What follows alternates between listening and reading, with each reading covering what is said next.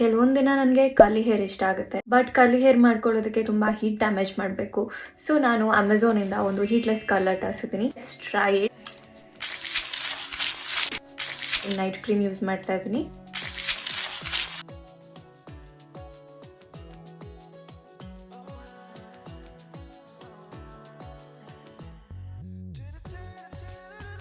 So ನಾಳೆ morning ಎದ್ಬಿಟ್ಟು ಇದ್ರ ರಿಸಲ್ಟ್ ಏನು ಅಂತ ನಾನು ನಿಮಗೆ ತೋರಿಸ್ತೀನಿ. ನಾವು I'll go to bed. The next day.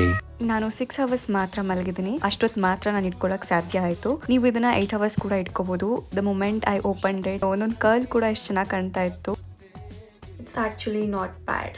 ನಿಮ್ಮ ಹೇರ್ಗೆ ಏನಾದರೂ ಒಂದು ಟೆಂಪ್ರರಿ ಚೇಂಜಸ್ ಬೇಕು ಅಂದರೆ ನೀವು ಡೆಫಿನೆಟ್ಲಿ ಇದನ್ನ ಟ್ರೈ ಮಾಡ್ಬೋದು.